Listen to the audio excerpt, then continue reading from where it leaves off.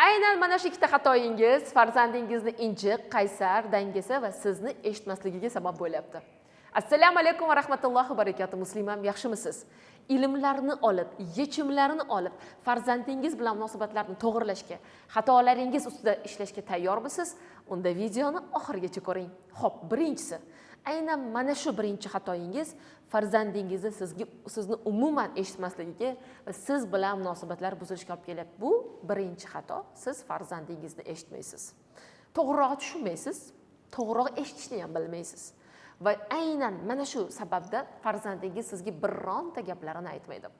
Qachonki biz farzandlarimizni eshitmasak, tushunmasak, ular bizga berayotgan savollarni savol berishga haqqi borligi nuqtai nazaridan e'tiborga olmasak va o'chir ovozingni, hozir mana shu savoling menga yetmay turuvdi, yana nimani xohlaysan, ko'nglimni ko'chasi, bidirlayverma, o'chir, bitta san kam eding, hozir boshimni og'ritma degan gaplarimiz, menga ortiq gapirma, men seni savolingga javob bermayman, seni savollaring men uchun qadrsiz degan fikrni beradi. Va qarabsizki, 1 marta, 2 marta, 3 marta sizdan farzandingiz savol so'raydi, keyingisida so'ramay qo'yadi. Lekin bu yomon.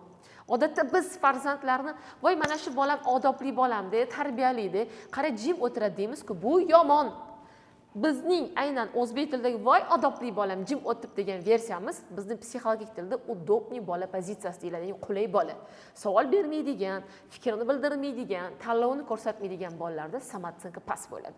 Ya'ni sizni bolangiz injiq, qaysar, dangasa, injiqlik, qaysarlikning asosiy sababi siz ham uning ichki fikrlarini, xohishlarini bir tinga olmaysiz, inkor qilasiz. Shu sababli bola ham sizni unga bo'lgan buyruqlaringiz, boshqaruvingizni inkor qiladi, qaysarlik qiladi, injiqlik qiladi va bajarmaydi, dangasa bo'ladi va sizni umuman eshitmaydi. Ikkinchi xatoyingiz, farzandingizni hissiyotlarini qadrsizlantirasiz. Hurmatli onalar, siz bolangizni tug'dingiz degani istalgandek unga munosabatda bo'lishingiz mumkin degani emas. U sizga omonat. Yaratgan oldida omonat va farzandingiz bilan muomala qilish chegarasi sizga, menga chizib berilgan. Siz bilan men dunyoga kelishimdan oldin muqaddas kitobimizda bizni xatti-harakatlarimiz doirasi allaqachon chizib berilgan. Lekin ming afsuski, men tuqqanman, men onasiman, o'zim bilaman degan holatda farzandlarimizni jazolashga mayli, lekin hissiyotlarni bir tinga olmaymiz.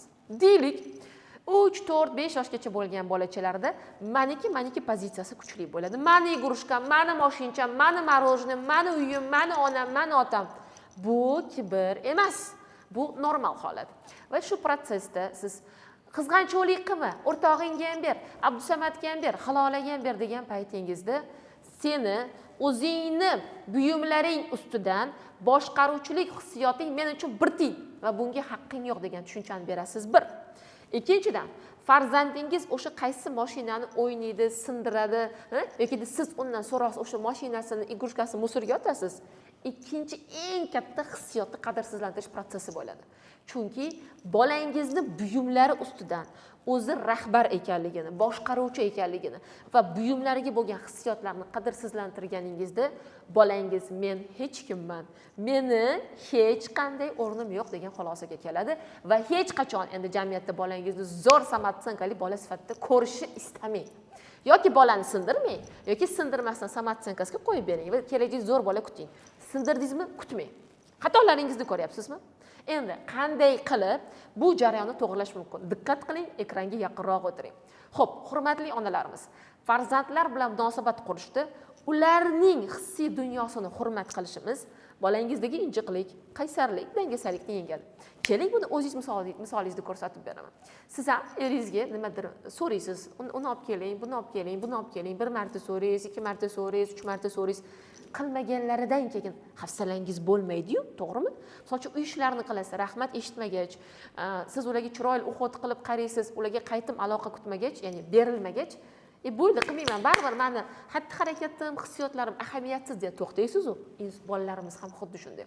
Bugundan boshlab bolalaringizni buyumlari ustidan rahbarlikni ularga bering va ulardan so'rabgina ular bilan munosabat quring. Misol uchun, men sen qora rubashkangni otib yordim, baribir kerak emas, bolam. Qora rubashkangni уже anaqasi chiqibdi-da, rangi oqarib ketibdi. Ke bolam, yaxshisi yengizga almashtira qolamiz. Ruxsat bersang, sizga ishonch. onamga ishonsam bo'lar ekan, demak, meni buyumlarim ustida men xo'jayinman degan tushunchani beradi. Tushunyapsiz? Birinchi praktikangiz. Ikkinchi praktikangiz, yig'ilab turgan istirishli bolangiz bilan iltimos, bola bilan gaplashganda o'tirib, boladan tepadan kelib jazo berilmaydi. O'tirib, bolaning qo'lchalarini ushlab, bolam, menga nima demoqchisan? Men seni qaysi jarayonda eshita olmayapman. Men seni tushuna olaman, eshita olaman, gapirishim mumkin. Ikkinchi vazifangiz. Mana shu ikkita vazifani bajargach, bolangizni natijasi kafolatlangan holatda injiqlik, qaysarlik va dangasalik kamayadi. Musliman, bu haqda juda ham ko'p gapirmoqchiman, lekin vaqt oliy hakam. Keling, men yaxshi sizga 2 kunlik marafonimda buni to'liq ochib bersam, nima deysiz? 19-20 aprel kunlari baxtli va ideal ayol bo'lish sirlari nomli 2 kunlik marafonimda men sizga faqatgina farzand tarbiyasi borasida emas, bundan tashqari eringizga suyukli va yagona bo'lish, qarzlardan qutulish, katta pullar topish, ularni boshqarish, farzandlaringizni kambag'allik ongidan chiqarish, eringizni kambag'allik ongidan chiqish, ishlaringizda baraka bo'lish, oilangizdagi tinch totuvlik, eringizni xiyonatdan qaytarish, o'zingizga ishongan, samarqandingiz zo'r va biznes ledi bo'lish yo'llaringizni o'rgatmoqchiman. Qo'shilasizmi? Sizga bu ilmlarni teppa-tekinga o'rgatmoqchiman. Kelasizmi? Unda kelishdik. 19-20 aprel kunlari aynan baxtli va ideal ayol bo'lish sirlarining 2 kunlik marafoni O'zbekiston vaqti soat 20:30 da boshlanadi, o'rtacha 2-3 soat davom etadi. Shunga muvofiq siz hozirdan zametkaga buni kiritib, o'zingizga belgilab qo'ying, chunki zapis formati berilmaydi. Marafonda ko'rishamiz.